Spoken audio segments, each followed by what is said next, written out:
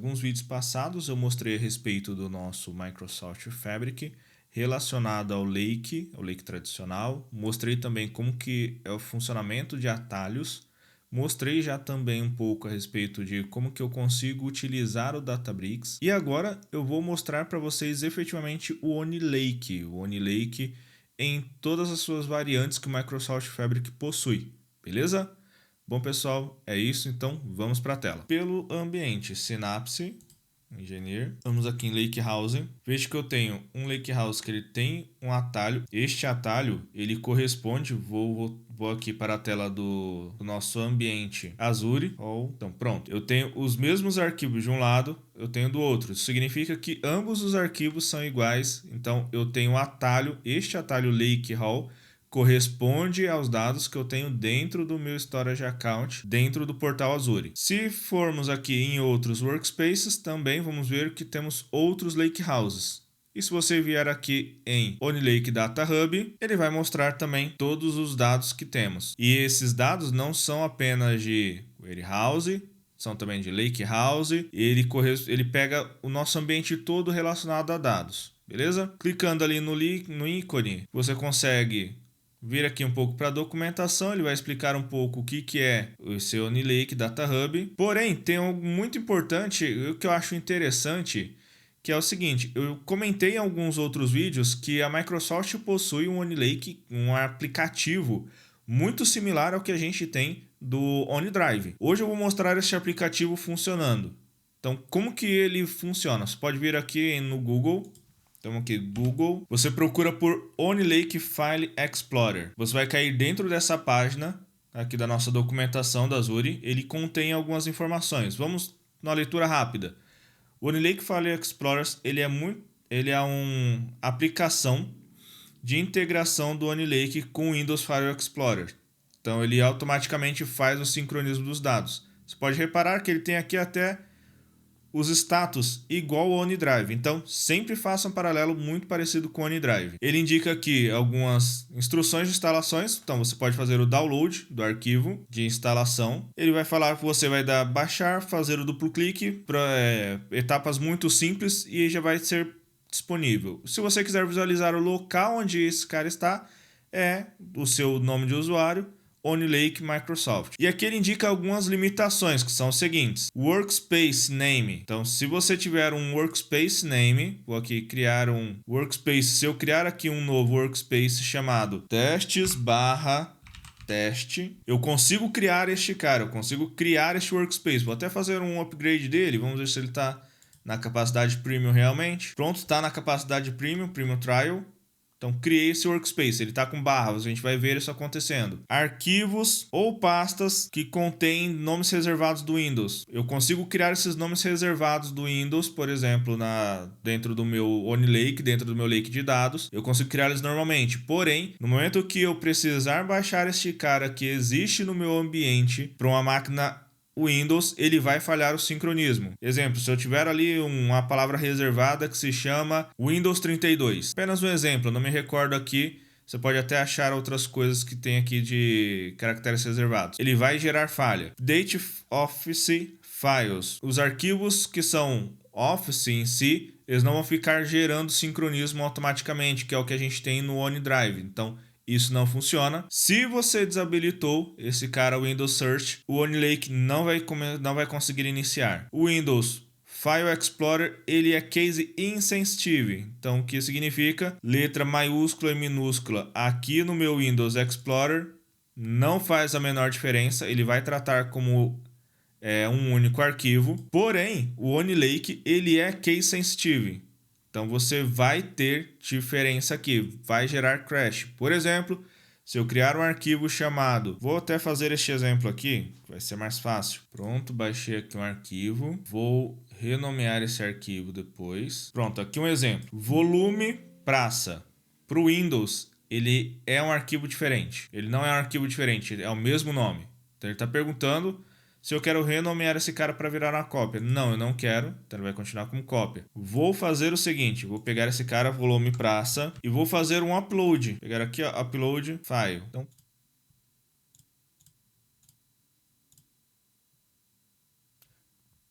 Consegui fazer o upload, eu tenho volume praça com P maiúsculo e volume praça 9 com P minúsculo de boa dentro do meu lake. Dentro do meu lake que eu falo também, storage account tradicional, tá?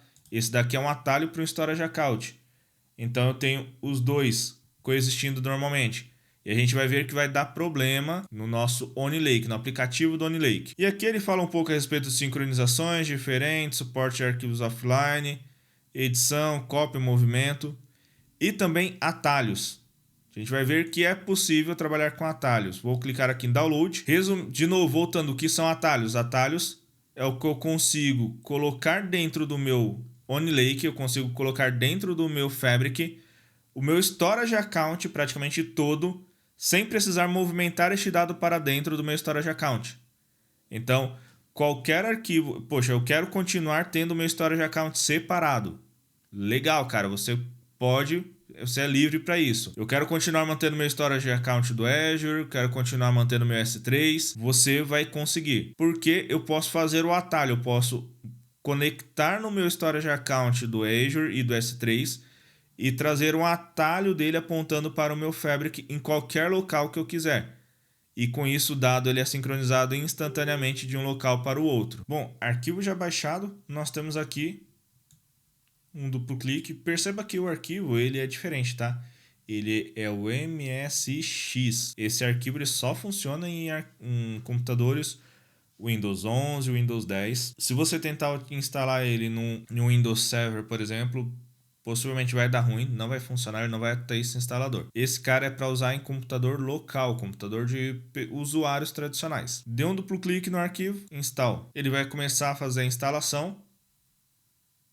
Vamos em Launch para ele iniciar. Pronto, agora nós estamos na tela de autenticação. Depois de instalado, clicado para iniciar, no primeiro momento ele vai pedir para que você autentique. E aqui ele vai pedir para você o usuário e senha. Então eu vou pegar aqui meus dados de acesso à plataforma do Azure. Preste atenção em qual você vai escolher. Escolha a opção correta. Se você escolher personal, ele vai dar falha porque ele só aceita que seja um worker.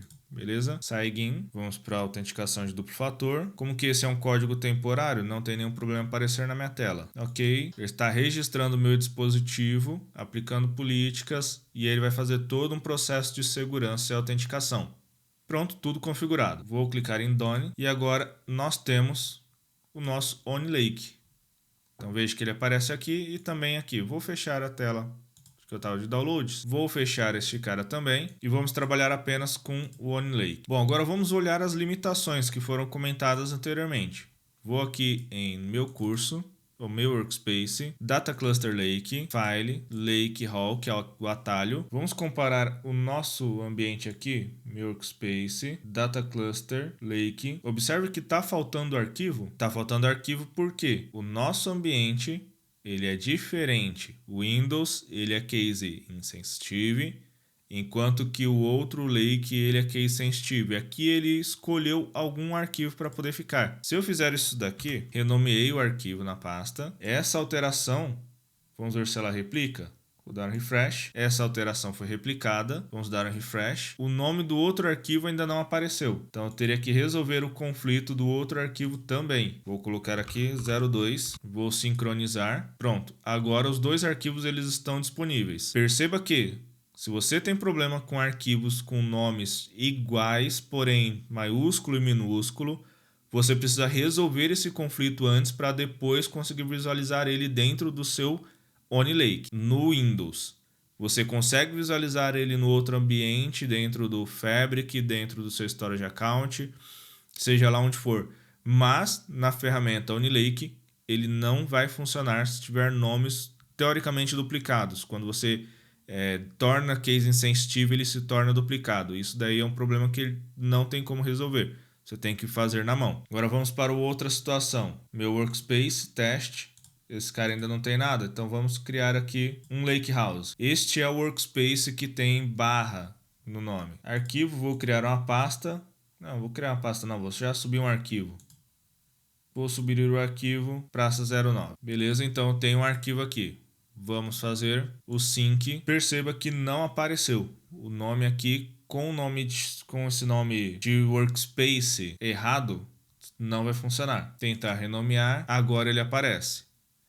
Então, se você tiver um workspace que tem um caractere especial, tem alguma coisa diferente no nome, ou você está sentindo falta de um workspace dentro do seu ambiente, veja se não é algum problema relacionado ao nome do workspace, que está usando caracteres errados, caracteres indevidos. Bom, pessoal, acho que é isso. Um vídeo bem curto, um vídeo bem breve, mostrando um pouco a respeito do OniLake.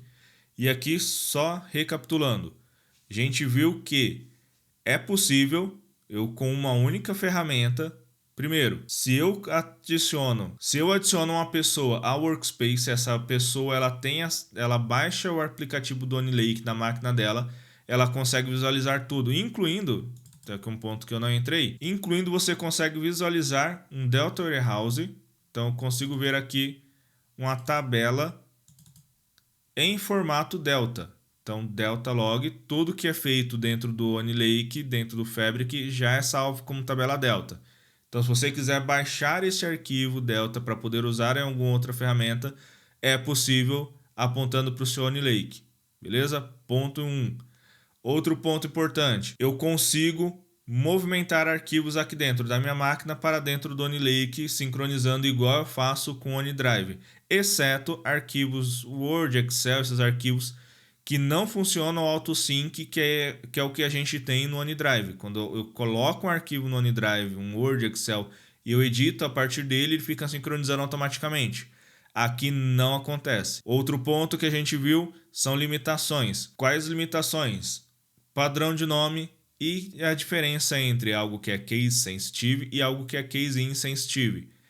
Você precisa corrigir essa diferenciação para que consiga tornar visível no seu ambiente do Windows. E também cobrimos aqui uma outra situação onde foi comprovado que é possível sim, com o OniLake, eu utilizar os atalhos. O que são os atalhos? Só recapitulando, eu consigo trazer um dado do meu S3, um dado do meu Storage Account Gen2 do Azure, para dentro do OniLake, e com essa única ferramenta, quando alguém coloca um dado dentro do S3, já vai aparecer aqui. E o inverso também é verdadeiro. Se eu coloco informação no aplicativo OniLake que está na minha máquina, ele vai automaticamente sincronizar com o meu S3 ou com o meu Storage Account, aquele qual corresponder o meu atalho. Beleza? Bom, pessoal, é isso, vídeo simples de hoje, mas espero que tenha agregado algum conhecimento para vocês e nos vemos no próximo vídeo. Até mais!